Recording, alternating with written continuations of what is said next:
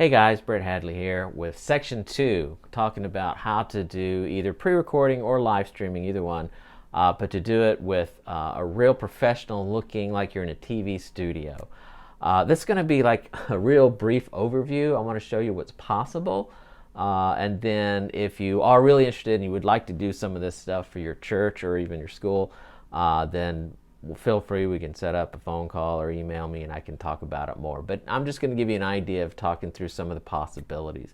So in this new normal we have, where we're either doing our Sabbath schools or our church services either at home or by ourselves, isolated at the church, either way, there's ways to make it really professional looking without too much expense. You'd be surprised at how inexpensive some of this stuff is to do. And we also don't know how long this is going to go on. So right now you're hearing 2 weeks, 8 weeks, extended, periods of time. How long will we need to be staying connected to our church family and our school families over the internet and streaming things?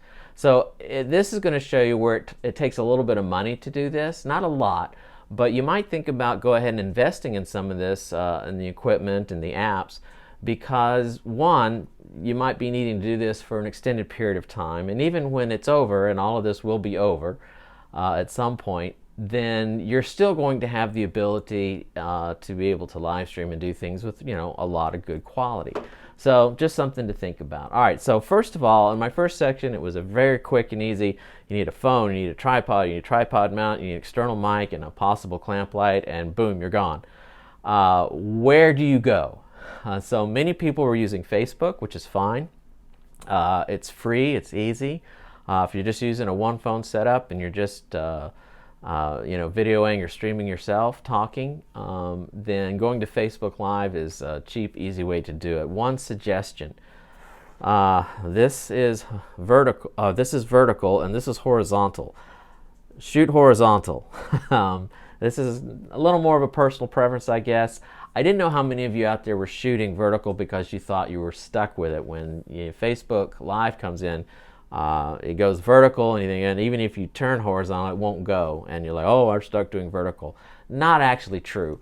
The key is you have to start horizontal. And most of us, we pull up our phone, we're looking vertical, we get it going, and then we hit go, and then we try and go horizontal, and it won't. Facebook Live is going to lock into whatever orientation you start with. So if you want to do horizontal, and I highly suggest you do, especially if there's more than one person in the video. One is just a good look if you're going to have an extended video. Vertical is great for TikTok or some short selfie video. But if you're going to do something for an extended period of time, or you want to look professional, shoot horizontal. So you just have to start that way with Facebook, and then it will lock horizontal and stay in that orientation. So just a little heads up there. What I'm getting into now is only for iOS or Apple devices. Apple devices talk to each other seamlessly. Android, not so much. So this same kind of stuff does not apply to Android. It has to be iPhones and iPads and Mac computers, just because they are made to work together. I guess better than Android. So anyway, just a couple of things. Switch your Studio Pro, and if you're just now signing on for it, I think it's $35 a month. You pay it month to month, so this is great. So you can do it for a month and try it if you like it. You can on-go it. If you decide at some point you're done, you don't need it, you can drop it without any further cost. So for $35 you can have a whole professional studio. What that allows you to do is allows you to do multiple camera and input into your streaming source. So number one, let's just talk about the cameras. So I've got a camera straight on that you can see here, and I'm controlling the whole thing from my iPad. And I've got one camera that's my straight camera, straight on. I've got a second camera that is a alternate angle, and that's a camera over here to this side, and I can switch back and forth between the two. I've got a third camera going right now that I've got Aspen on, and she's got a handheld gimbal, so she can walk around and move around with it, which is kind of a fun thing to do.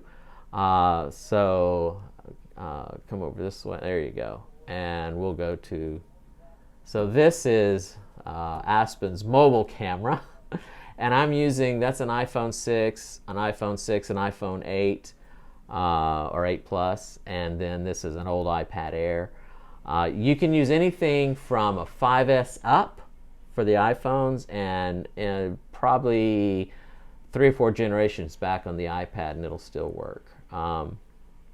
But as you can see, I've got 3 camera setups right here, and I can switch in between. I can switch them all from right here. So for instance, let's go back to my front shot. So there's my front shot, and what you saw was a crossfade.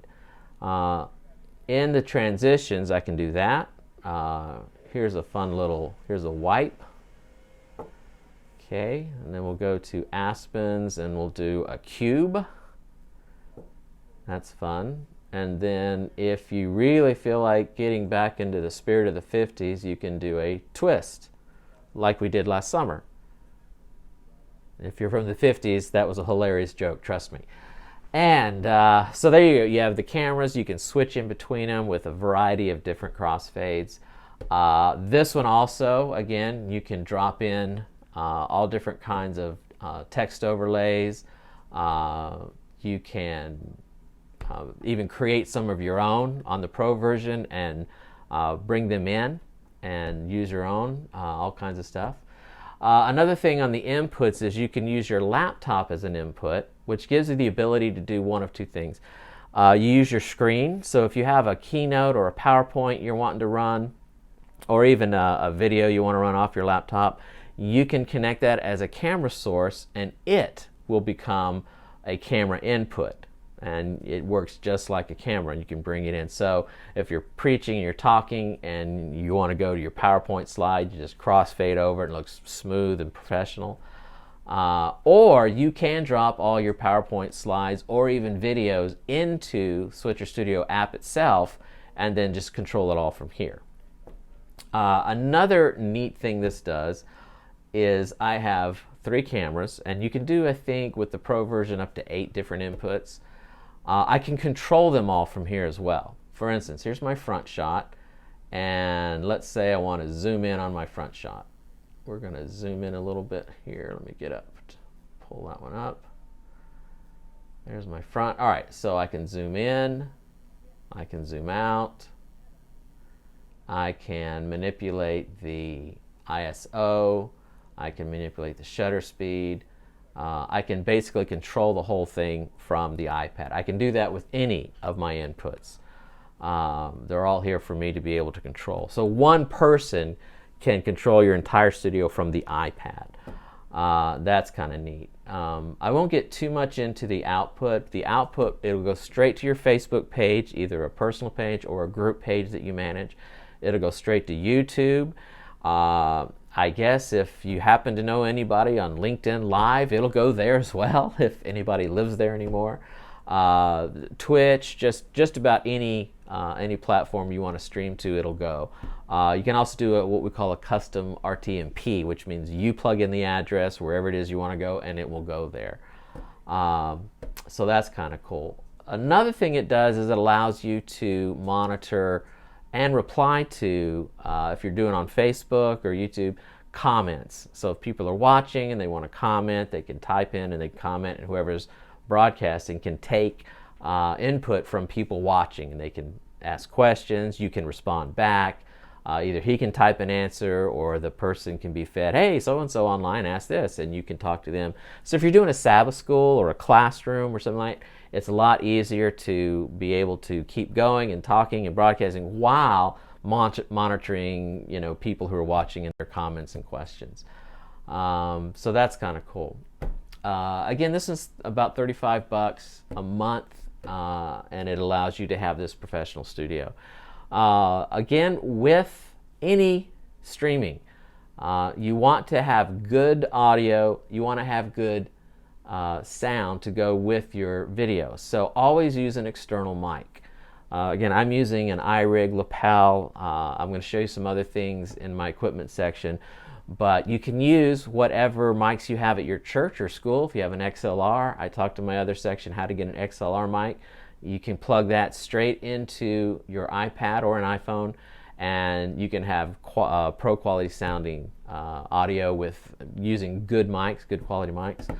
Also lighting. I'm going to switch over to Aspen here, and let's see, Aspen, see if you can get back up and just kind of get a picture of this whole area. So this is a very, very small setup. And I've just got a desk. I've got my iPad control here. I've got my 2 cameras. If you can see, I've got 2 clamp lights as front light and 2 clamp lights behind me for backlight.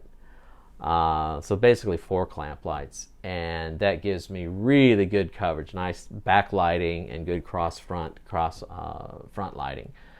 And coming back to here, so that gives me really good looking as far as having no shadows and having a nice backlight. And again, these are very inexpensive clamp lights. So just kind of give you an idea, my microphone was about $30. My clamp lights are about $10 each.